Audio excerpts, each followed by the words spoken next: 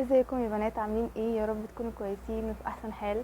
بتمنى ان انتوا تلاقوا ان الفيديو ده مفيد بالنسبه لكم وتتفرجوا على بقيه الفيديوز وتعجبكم. النهارده انا ناويه اكمل سلسله فيديوهات الجامعه، عشان انا كنت نزلت واحد عن مشتريات الجامعه وكده، فانتوا كلكم حبيتوه، قلتوا لي ان انتوا عايزين بقيه الكلام عن الجامعه، النصايح وكده. انا كنت منزله واحد عن اللبس وعن تجيبوا ايه وما تجيبوش ايه وكده، فلو مش شفتوش اتفرجوا عليه. والنهارده عايزه اتكلم معاكم بقى في النصايح اللي جوه الجامعه نفسها، يعني مثلا الصحاب، العلاقات، كل الكلام ده حابه ان انا اتكلم معاكم فيه النهارده، لان يعني الجامعه حياه كبيره وحياه واسعه بجد ولذيذه، واوقات مش هتبقى لذيذه، بس يعني ان شاء الله الجزء اللذيذ فيها هيبقى الاكبر والاحلى. فانا قررت ان دي تبقى سلسله فيديوهات. اول فيديو زي ما قلت لكم بتاع المشتريات، تاني فيديو بتاع النهارده اللي هو هيبقى نصايح للجامعه، تالت فيديو بقى ان شاء الله هعمله بس يمكن لما نبدا شويه في الجامعه وكده، وهو عن الشغل. يعني ازاي تلاقوا شغل بقى في الجامعه، لو انتوا كليتكم نظريه تتصرفوا ازاي او كليتكم عمليه تتصرفوا ازاي. ده ان شاء الله هينزل بس مع بدايه الدراسه شويه. فخلينا دلوقتي ندخل في الموضوع على طول. اول حاجه وهي ان انت لازم تكوني عارفه ايه نيتك من الجامعه. يعني انت داخلاها لمجرد الفسحه وانك تروحي مع صحابك تاكلي مثلا في كافيهات بقى وتشربي وتخرجوا وتتصوروا كده، ولا فعلا انت رايحه عايزه تجيبي تقدير كويس وعايزه تبقي بتذاكري اكتر وتتخرجي بتقدير امتياز مثلا او كده، ولا انت عايزه ايه بالظبط؟ يعني مثلا انا كسما كانت مشكلتي ان انا اول ما دخلت الجامعه كنت فاكره ان الجامعه ما فيهاش مذاكره. هتسالوني ازاي؟ هقول لكم بجد انا مش عارفه ايه اللي خلى في دماغي الفكر ده، ان انا كنت فاكره ان عادي بقى الجامعه لعب وهزار وكده. فلما دخلت سنه اولى يعني اثرت فيها شويه بسبب ان انا اتصدمت ان انا لا في مذاكره، واللي هو لا بجد محتاجين نذاكر ومحتاجين نقسم وقتنا. فيمكن ده حاجه اثرت في التقدير معايا شويه في سنه اولى. فبعد كده بقى يعني حسنت الريتم والحمد لله. بقيت احسن كتير. هو انا دلوقتي داخله سنه رابعه، فالسنتين اللي فاتوا كانوا كويسين جدا الحمد لله. فخلينا الاول نعرف احنا عايزين ايه. وانا نصيحه مني، حاولوا بجد تمسكوا العصايه من النص. يعني ما تتحروش نفسكم قوي قوي في المذاكره، لان برضو الكليه مش زي ثانويه عامه. ثانويه عامه كانت مذاكرتها كتير قوي قوي، الكليه مهما كانت لا مذاكرتها اقل بكتير من الثانويه عامه اكيد. فانتوا حاولوا زي ما قلت لكم تمسكوا العصايه من النص، اللي هو احنا بنذاكر وبنقسم وقتنا وما بنراكمش حاجه علينا، وفي نفس الوقت احنا بنعمل صحاب وبنخرج وبتبقى الدنيا لذيذه وعسوله كده، وبجد ان شاء الله تبقى كويسه وفتره كويسه عليكم. تاني حاجه وهي الصحاب يا جماعه. يعني انا عايزه اقول لكم اللي هو انتوا مثلا في الاول هتبقوا داخلين حاسين ان انتوا تايهين، حاسين ان انتوا ما عندكوش صحاب، او مثلا لو انتوا كنتوا عاملين حسابكم ان صحابكم بتوع ثانوي هيكملوا معاكم وتدخلوا كليه واحده، ونصيب ما حصلش وكل واحد راح في كليه مختلفه. ما تتوتريش ابدا ابدا وتقولي ان انا مش هعرف اعمل صحاب، لان انا اول ما دخلت سنه اولى كنت بقعد اقول كده، كنت بقعد اقول انا شخصيتي مش اللي هي بتبادر او بتتعرف على صحاب، لازم حد يجي يتكلم معايا وكده عشان اعرف ان انا اخد ودي في الكلام وكده. فانا كنت فاكره كده وحكمت على نفسي ان انا خلاص مش هعمل صحاب، واتفاجئت ان انا اول يوم يومين ثلاثه في الكليه كده عادي اتعرفت على صحاب بمنتهى السهوله، وعملنا شله وكانت لذيذه وكل الكلام ده. فبجد يعني ما تحكموش على نفسكم وعادي. شوفوا بس اهم حاجه ان انتوا ما تكونوش قاعدين في حالكم قوي وما تبقوش ما بتتكلموش خالص وما بتبادروش وما بتعملوش اي حاجه، ما ينفعش. الصداقه عايزه مجهود شويه في الاول، ان انت تبداي تشوفي مين الناس اللي انت هتبقي معاهم وكده. هو في الاول كل الناس اللي داخله كليه هيبقوا زيك بالظبط، انت هتبقي فاكره ان انت شايفاهم مثلا مع بعض او بيهزروا كده، فهتبقي في اعتقادك ان هم كلهم صحاب او ان هم جايين مثلا باصحابهم او كده. لا خالص، نسبه كبيره قوي قوي في الكليه مثلا 90% بيبقوا داخلين مش معاهم صحابهم، بيبقى بس نسبه بسيطه قوي قوي مثلا الحظ كان محالفهم او كده وداخلين باصحابهم عادي. فبجد خليكي عارفه ان انت مش لوحدك، عادي اغلبيه الناس هتلاقيهم كده وهيبداوا كلهم بيبقوا تايهين في الاول عقبال ما يعملوا صداقات وكده، بتاخد وقت شويه في الاول معلش.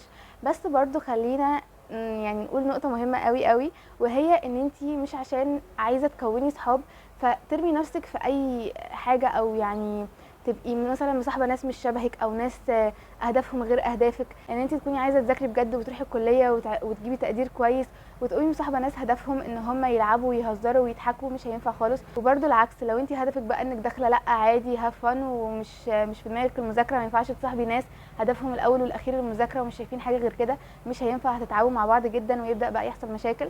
فبجد حاولي على قد ما تقدري تصاحبي الناس اللي شبهك.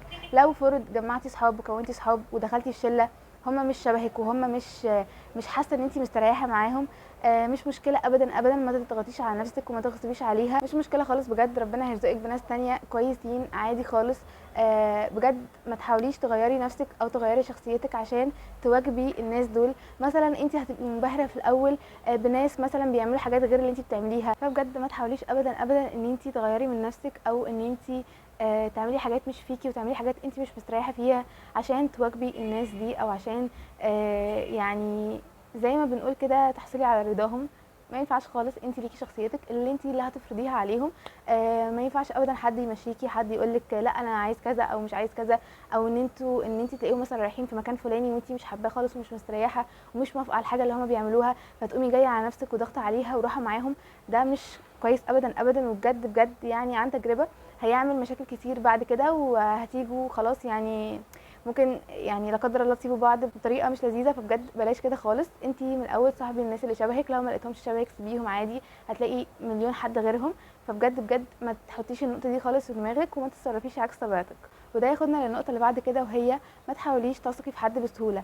يعني مش عشان انتي بقى فرحانه قوي قوي ودي حياه جديده عليكي وفي حاجات كتيره طبعا ما كانتش بتحصل قبل كده، انتي جايه من مدرسه لجامعه فحياه مختلفه تماما، فما تنبهريش وما تحسيش ان انتي الحمد لله بقى عندي صحاب كتيره فانت تبداي بقى ايه تحكي لهم اسرارك. لو عندكم اسرار في البيت اوعي اوعي تطلعيها لاي حد.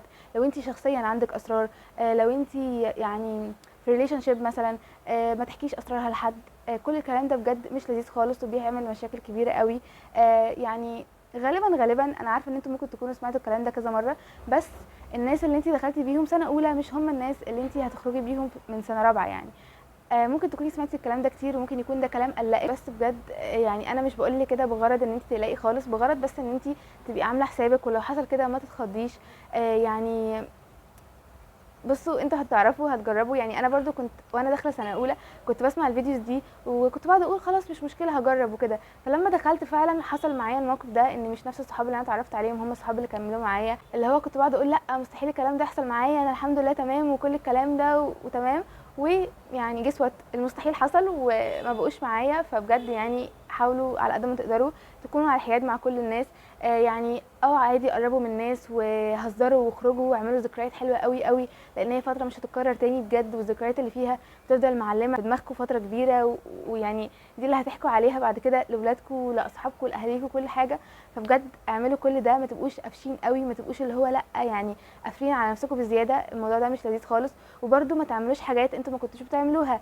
يعني انا دايما بقول ان الجامعه دي اختبار، يعني انت هتبقي على نفس شخصيتك ونفس مبادئك ولا حاجات بقى هتغيرك. وبجد خليكي دايما ثابته، ومهما عملتي حاجه مثلا مش لذيذه او حاجه غلط عادي خالص ما تجليش نفسك، كوني عارفه ان انت عملتي حاجه غلط واعترفي ما بينك وما بين نفسك، وبعد كده صلحي عادي والدنيا تمام. بس بجد حاولي دايما ما تغيريش مبادئك خالص. رابع حاجه وهي التقدير مش هو اللي يعني ايه، ما تبقيش داخله الكليه حاطه في دماغك انك انت لو عايز تجيبي امتياز ده هدف تحفه وبجد اعملي كده، بس بجد ما تبقيش فاكره ان لو انت ما اتخرجتيش بامتياز يبقى كده الحياه ضاعت وان انت كده خلاص بقيتي شخص فاشل، او ان انت مش هتلاقي شغل خالص خالص. بالعكس على فكره الناس اللي انا ليا صحاب اكبر مني متخرجين واشتغلوا كده، فبجد لما باجي اسالهم او لما بييجوا يتكلموا معايا بيقولوا لي ان التقدير مش هو اللي طلع كل حاجه. يعني مفيش حد مثلا مش هيعينك او مش هيشغلك عشان انت مش جايبه امتياز، لا خالص بالعكس، انت لو جايبه جيد.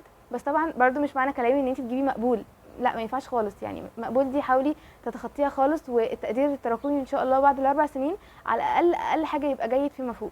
فبجد يعني ايه زي ما قلت لك، مش عشان انت جايبه امتياز هيعينوكي، ومش عشان انت مش جايبه امتياز مش هيعينوكي. فاهمه قصدي ايه؟ لا هي مش بتبقى كده خالص خالص. الحياه الجامعيه وسوق الشغل بجد يعني مختلف تماما عن كده. انت اكتر حاجه الناس بتبقى عايزاها دلوقتي ان انت تبقي شخصيه متكلمه، وان انت شخصيه بتعرف تعبر عن نفسها، وتبقي يعني بتعرفي تتصرفي في المواقف المختلفه، وتبقي كده شخص حركي يعني بمعنى اصح. مش التقدير بجد مش كل حاجه خالص. بالعكس السوفت سكيلز هي الاحسن والاقوى دلوقتي. ممكن نبقى ان شاء الله الفيديو الجاي زي ما قلت لكم سلسله الفيديوهات دي هكلمك عن الشغل اللي تشتغليه في الجامعه والتقدير يعني بايه بطريقه محدده اكتر ان شاء الله. بس خلينا دلوقتي نقول ان بجد السوفت سكيلز هي اللي بتبقى ماشيه قوي دلوقتي، وهعرفك برده يعني ايه السوفت سكيلز في الفيديو الجاي. بس سريعا، هي بتبقى اي حاجه بتعرفي تعمليها، زي مثلا الكوميونيكيشن، انك تعرفي تتواصلي مع الناس، تعرفي تتكلمي قدام جمهور، تعرفي تمشي حالك يعني بمعنى اصح. فبجد يعني ده سريعا كده الحاجات اللي هتبقي محتاجاها في الكليه، وان شاء الله زي ما قلت لكم هتكلم عليها اكتر في الفيديو الجاي. فما تخليش التقدير هي الحاجه الوحيده اللي بتحركك، وان انت تبقي زي ثانويه عامه كده بعبع بالنسبه لك. لا، الموضوع بجد في الكليه ابسط بكتير. والنقطه اللي بعد كده وهي ان انت لو كليتك نظري زي مثلا تجاره، اداب، حقوق، تربيه، كل الكليات دي مش مثلا كليه طبيه او كده، يعني بجد بجد لو كان رجع بيا الزمن كنت عملت كده، ان انا كنت هشتغل من اول يوم كليه عادي خالص، شغل يعني هشوف بقى انا حابه ايه وابدا اشتغل فيه، والكليه مش هروحها غير على الامتحانات. الصراحه انا بكلمكم بصراحه، يعني انا لو كان رجع بيا الزمن كنت عملت كده. ليه؟ لان يعني الكليات النظريه سهل جدا جدا انك تذاكريها مع نفسك في البيت. لو جبتي ورق او لو جبتي الكتب بتاعه الكليه سهل انك تذاكريها مع نفسك في البيت. وبحس ان هي مش هتفيدك بحاجه غير ان انت بقى بتنزلي تعرفي على اصحاب وتاخدي ذكريات الكليه وكده. لكن بجد اللي هيفيدك فعلا فعلا لو انت كليتك نظريه هو الشغل. وبجد هتبقي متخرجه وانت معاكي سي في كويس جدا جدا، يعني ناس كلها اللي حواليكي هتبقى ايه، متخرجه وهي مثلا لسه بادئه حياتها ولسه ما تعرفش اي حاجه في الدنيا، بس انت هتبقي متخرجه بالسي في معاكي ان انت معاكي خبره في كذا حاجه ومعاكي خبره 4 سنين الكليه. فبجد حاولي تعملي كده على قد ما تقدري. بس في نفس الوقت لو انت من الناس اللي بتحب، لا شايفه انك مثلا ايه هتبقي حابه تروحي الكليه اكتر وده هيخليكي تفهمي اكتر ومركزه في التقدير، فاعملي كده. ولو انت هتعرفي بجد توازني ما بين الحاجتين فدي تبقى حاجه تحفه انك تروحي الكليه، عشان غالبا الكليات النظريه بيبقوا مثلا يومين بس في الاسبوع او 3. لو بجد انت هتعرفي تعملي كده وتوازني ما بين الحاجتين فدي تبقى حاجه تحفه تحفه، وبجد اعملي كده ما تتردديش بجد ثانيه. الموضوع اللي بعد كده يا جماعه وهو العلاقات، هو موضوع حساس شويه، بس انا من وجهه نظري كسما، وممكن دي تعجبك او ما تعجبكيش براحتك خالص، انت على حسب انت عايزه ايه. بس انا بقولك الحاجه اللي فعلا احسن ليا واللي هي ايه بحسها بتخليكي مركزه في هدفك اكتر، وهي العلاقات.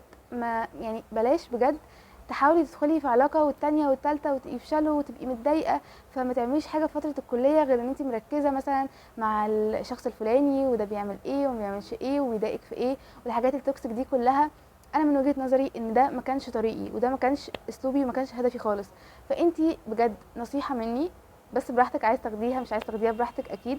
حاولي بجد تركزي في شغلك وفي دراستك، لان انا بجد مقتنعه ان كل حاجه في الحياه ليها وقتها. هي الدراسه للدراسه والشغل للشغل والعلاقات وقته هيجي والحب وقته هيجي، وكل حاجه بجد قسميها عشان انتي ما تبقيش مكركبه. عشان انتي لو بجد دماغك دي دخلها كركبه ودخلها اللي انتي مش عارفه انتي بتعملي ايه، مش هتعملي اي حاجه، ولا هتشتغلي كويس ولا هتدرسي كويس ولا هتبقي في علاقه كويسه. فاللي هو يعني طب ايه الهدف يعني؟ فبجد حاولي تركزي على قد ما تقدري في الحاجه اللي انت داخلاها وبجد في هدفك، وانك تتخرجي كده على خير عشان تبداي تشوفي شغلك وتبداي تكوني العلاقه بقى اللي انت عايزاها واللي انت تكوني بجد راضيه عنها. اخر حاجه عايزه اقولها ان الكليه هتعيشك في حوارات كتير قوي قوي، حوارات لذيذه قوي وحوارات وحشه قوي. يعني بجد خليكي مقتنعه وواثقه في كده، ولو حصل كده بجد ما تتخضيش خالص، عادي. حاجات دروبات بنقع فيها وبنقوم وبنبقى زي الفل، وبجد دي الحاجات اللي بتعلم قوي قوي. يعني انا من ساعه ما دخلت الكليه وانا مثلا كان بيحصل لي حاجات مش لذيذه، فبجد كانت معلمه قوي قوي في شخصيتي وطورتني الاحسن بمراحل، بجد بمراحل. وانا في المواضيع اللي كانت مش عجباني واللي كانت دايما مخلياني كده يعني مش احسن حاجه ومش في احسن نفسيه، كنت بعد اقول ليه بيحصل لي كده، انا مش عايزه يحصل لي كده، دي حاجه مش لذيذه ان هي تحصل لحد. بس بعد بجد ما عدى فتره عليها انا قعدت اقول الحمد لله الحمد لله ان دي حصلت، لان هي ما كانتش هتكون شخصيتي، ما كانتش هتخليني ناضجه اكتر وعارفه انا بقول ايه وعارفه انا عايزه ايه. فبجد يعني هتبقى حوارات كتير، بس انتي حاولي تهندلي الدنيا وحاولي تعرفي يعني هتمشي ايه في ايه. يعني انتوا اكيد هتجربوا وهتبقوا عارفين قصدي ايه. عادي، تقبلي كل حاجه، تقبلي ان في ناس مش حلوه هتقابليهم وفي ناس تحفه هتقابليهم هيبقوا بجد سايبين اثر فيكي حلو قوي قوي، زي ما في الوحش فيه الحلو. فما تستعجليش وما تحكميش على اول سنه في الكليه ان هي مش لذيذه وان انت عايزه تحولي بقى وان كل الكلام ده. لا، ادي لنفسك فرصه بجد، ودايما خليكي متفائله وخليكي ايجابيه. ما تحاوليش تسودي الدنيا. لو انت مثلا ما جالكيش كليه اللي انت عايزاها وحلمك اللي هو ان انت بتحلمي بيه من زمان قوي ما تحققش، بجد مش مشكله خالص. ركزي ركزي في طريقك دلوقتي، وركزي بجد انت هتعملي ايه الخطوه الجايه. بس انا كده خلصت النهارده، وده كان تاني فيديو من سلسله طريقك في الجامعه، او يعني تعملي ايه في الجامعه. وان شاء الله الفيديو الثالث هينزل زي ما قلت لكم في بدايه الدراسه، هكلمكم فيه بقى عن الستودنت اكتيفيتي، تشاركي في ايه وما تشاركيش في ايه، عن السي في، عن لينكد ان، عن كل حاجه هتحتاجيها في الكليه، عن بجد الخبرات فعلا اللي هتفيدك. ان شاء الله باذن الله استنوا الفيديو ده، هعمله لكم وهيبقى فيديو بجد هتستفادوا منه جدا انا متاكده. ولو الفيديو ده عجبكم ما تنسوش تعملوا لايك وكومنت وسبسكرايب عشان نستمر اكتر ونعمل حاجات احسن. وبس، باي باي.